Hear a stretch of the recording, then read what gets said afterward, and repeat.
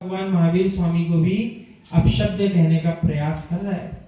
मित्र tension मत लो, भगवान महावीर स्वामी को 2500 वर्ष हो गए, फिर भी विश्व में जब अहिंसा और शांति की व्याख्या होती है तो भगवान महावीर का ही नाम लिया जाता है। महावीर को मानते हो तो तुम कभी भगवान महावीर की जय भक्ति का विश्वास है, परंतु उन जैसा बनना उद्यम का विषय है। मैंने भगवान की भी जय कह लेना फिर भी सरल है, लेकिन आप पूछो उन्हीं के जैसा भगवान बनना सरल है कि कठिन है? असंभव नहीं है, कठिन है।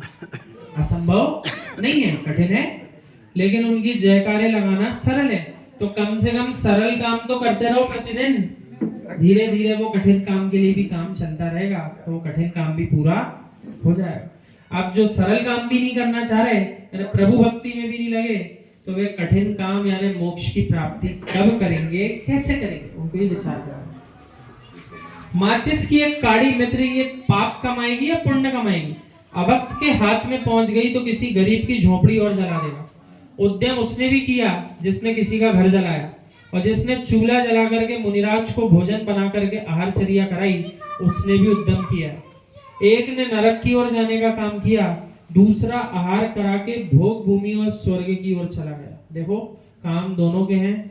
एक जीव जो है किसी का घर जला करके नरक जाने के काम कर रहा है, और दूसरा अपने घर में उसी अग्नि से भोजन बना करके वीतरागी श्रमणों को आहार दान दे रहा है।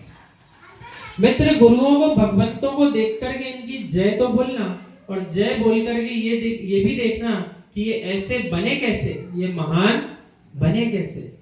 प्रभु को निहार करके यूं देखो कि अपन इनके जैसा केवल ज्ञान उत्पन्न कैसे करें। इनने ये केवल ज्ञान उत्पन्न करने के लिए कितना पुरुषार्थ किया, तो हमको भी अब कितना पुरुषार्थ करके केवल ज्ञान उत्पन्न करना है। भगवान महावीर का जीव अकहुआ की पर्याय में गया, कितनी भी बार श्वान बना, शेर भी बना, फिर भी शेर की पर्याय में ऐसा उद्यम कर लिया कि सारे विश्व के लिए अहिंसा का पाठ पढ़ाने वाले भगवान महावीर बन गए। इसलिए कह रहा है सारे जीवों को विचार करना चाहिए। शेर जैसा हिंसक प्राणी भी सच्चा श्रावक बन गया, नैष्ठिक श्रावक, उसने व्रत स्वीकार कर ली। और मनुष्य कुल में आकर के भी जो जीव मनुष्य कुल को प्राप्त करके भी व्रत स्वीकार नहीं कर पाए, उनको विचार करना चाहिए कि देखो त्रियंशों तक के पुरुषार्थ करने पर वे जीव भी व्रत अंगीकार कर लेते हैं, फिर अपन को तो करना ही चाहिए। हे मित्र, धनपतियों को देख करके तुम क्यों ईर्ष्या करते हो?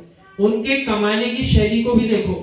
ज्ञानी उद्यम अकेले ही करना पड़ता है, पुरस्कार सबके बीच में मिलता है। और ये बात विशुद्ध सागर से मत पूछो, भगवान महावीर स्वामी से पूछो।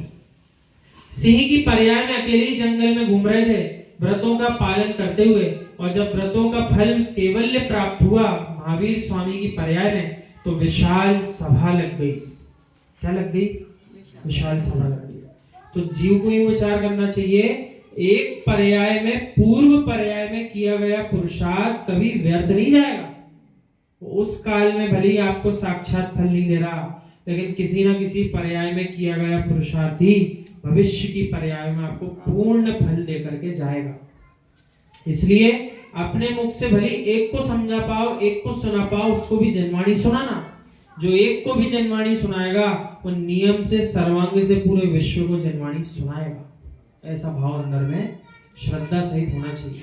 और अपन को ही श्रद्धा नहीं होगी, अरे क्यों करें जनवाणी की वाचना, क्यों पूजा पढ़ें, दूसरे को क्यों सुनाएं, आपको स्वयं ही श्रद्धा नहीं होगी कि ये स्वाध्याय करने से, ये पूजा करने से एक दिन मैं भी सर्वांग से ओंकार में ध्वनि खिलाऊंगा, ऐसा विश्वास स्वयं को नहीं होगा, तो कोई मतलब नहीं है सारी क्रियाओं।